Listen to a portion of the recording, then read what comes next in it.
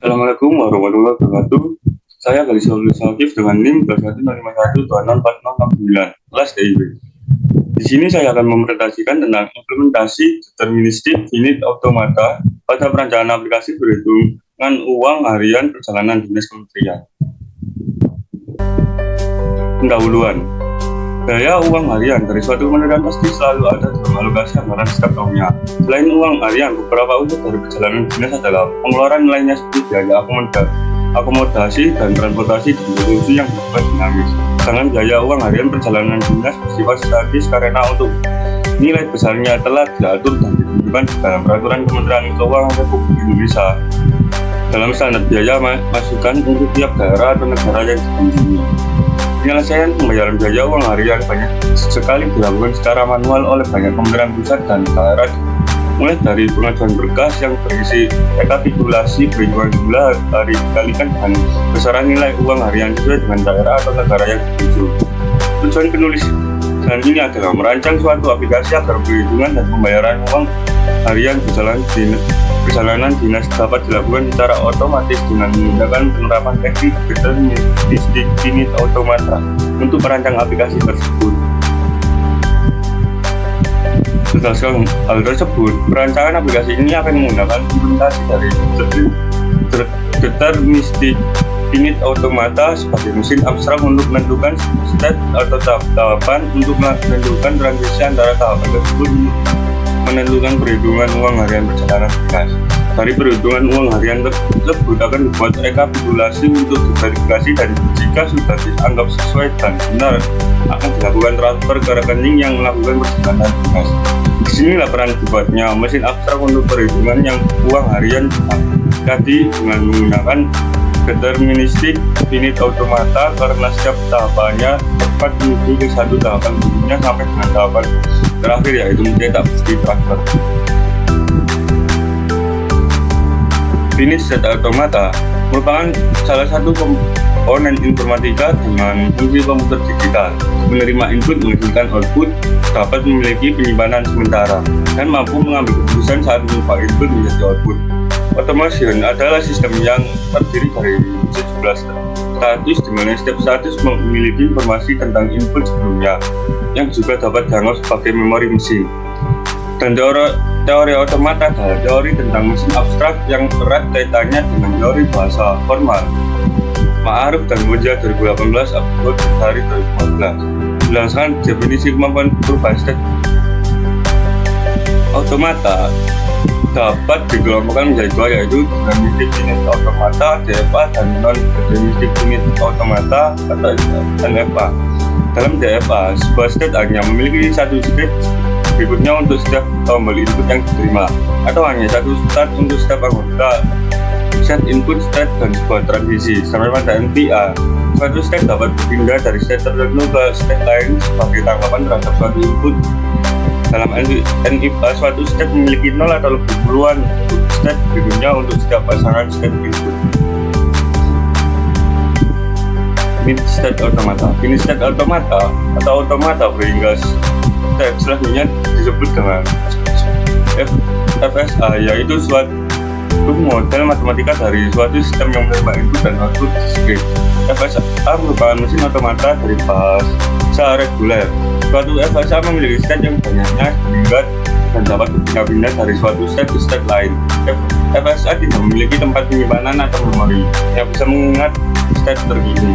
Perubahan state ini dinyatakan oleh fungsi transisi. FSA tidak memiliki tempat penyimpanan sehingga kemampuan mengingatnya terbatas, hanya bisa mengingat state yang terkini. Contoh FSA antara lain elevator, text editor, analisa leksikal, protokol komunikasi, jaringan, cetak parity. FSA berdasarkan model pendefinisian kemampuan berubah state-statenya sebagai deterministik finite automata dan non-deterministik finite automata. Deterministik finite automata. Dalam deterministik finite automata, untuk karakter input tertentu, mesin hanya dapat menguji satu state dan fungsi transisi bagi pada setiap state untuk setiap simbol input. Selain itu, pada DFA berpindah state 0 atau tidak diperbolehkan. Artinya DFA tidak dapat mengubah state tanpa karakter input sama sekali.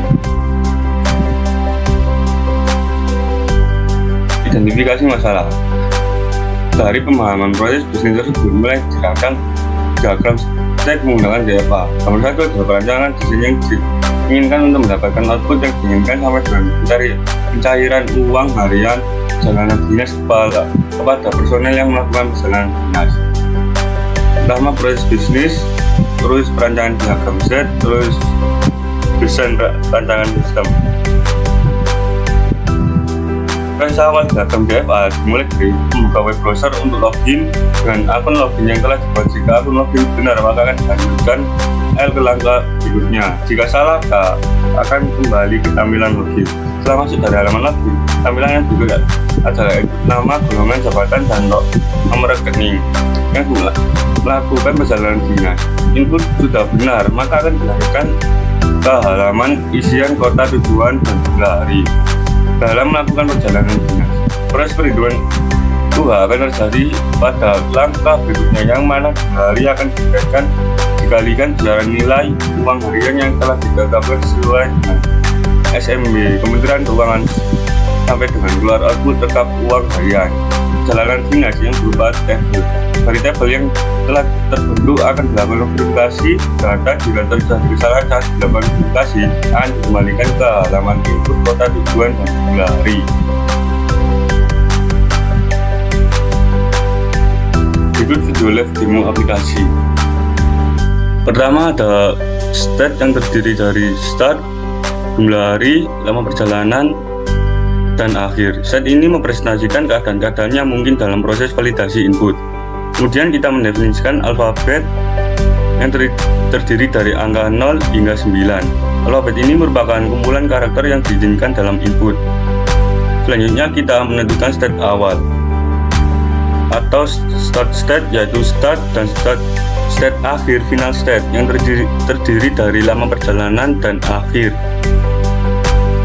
State akhir menunjukkan bahwa proses validasi telah selesai dan input dianggap valid jika mencapai salah satu state akhir ini.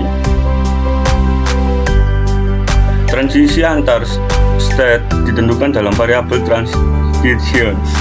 Transisi ini menunjukkan bagaimana proses validasi bergerak dari satu state ke state lainnya berdasarkan karakter input. Misalnya, jika saat berada di start dan menerima karakter 1, kita akan berpindah ke state jumlah hari. Setelah itu, kita mendefinisikan fungsi DFA perhitungan.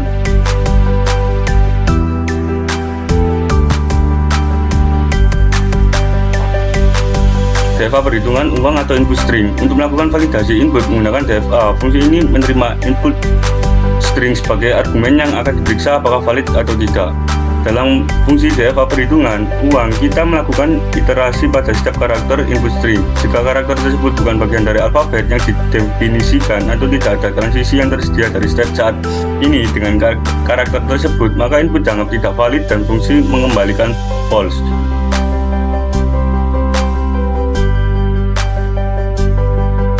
Jika proses iterasi berjalan lancar dan input string selesai diproses, kita memeriksa apakah state saat ini berada pada state akhir dan input string tidak kosong. Jika iya, input dianggap valid dan fungsi mengembalikan true. Jika tidak, fungsi mengalihkan false. Contoh penggunaan fungsi DFA perhitungan uang ditampilkan bawahnya. Kita meminta pengguna untuk memasukkan jumlah hari perjalanan dinas melalui input. Kemudian kita memanggil fungsi DFA perhitungan uang untuk memvalidasi input tersebut.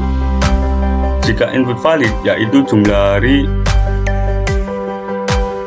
perjalanan dinas berupa angka yang lebih besar dari 0, program akan mencetak input valid. Melakukan perhitungan, di sini Anda dapat menambahkan kode untuk melakukan perhitungan sesuai dengan jumlah hari perjalanan dinas. Jika input tidak valid, program akan mencetak pesan yang sesuai, misalnya input tidak valid. Mohon masukkan jumlah hari yang lebih besar dari 0. Jika jumlah hari kurang dari atau sama dengan 0 atau input tidak valid, maka mohon masukkan jumlah hari dalam angka jika input bukan angka. Dengan menggunakan DFA, kita dapat memvalidasi input berdasarkan aturan-aturan yang telah ditentukan dengan jelas. Jika input tidak sesuai dengan aturan-aturan tersebut, input dianggap tidak valid. Nah, kita akan mencoba menjalankan programnya.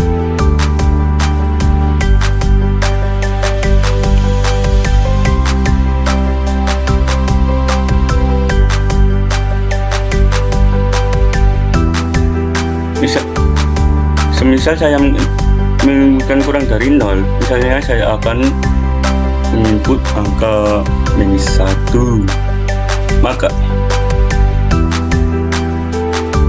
akan ada notif input tidak valid. Jadi seharusnya kita memasukkan angka lebih dari 0. Semisal kita input angka 5, maka akan ada notif input valid, lalu melakukan perhitungan. Tadi kesimpulannya, penerapan permodelan deterministik unit automata pada perancangan aplikasi uang harian bersama biasa cocok dikarenakan setiap mendapatkan input atau masukan akan menuju kepada step atau tahapan berikutnya, mulai dari login, input, nama, golongan, jabatan, kemudian input kota tujuan dan gelari, serta proses perhitungan uang harian perjalanan dinas sampai dengan jumlah nominal tersebut ditransfer sangat jelas transisi antara stepnya. Sehingga untuk mengembangkan perancangan aplikasi ini akan meminimalisir kesalahan. Semoga dengan penerapan pemodelan deterministik unit automata pada perancangan aplikasi perhitungan keuangan harian perjalanan dinas ini dapat menjadi acuan dan pengembangan perancangan aplikasi yang sejenis untuk kementerian lain.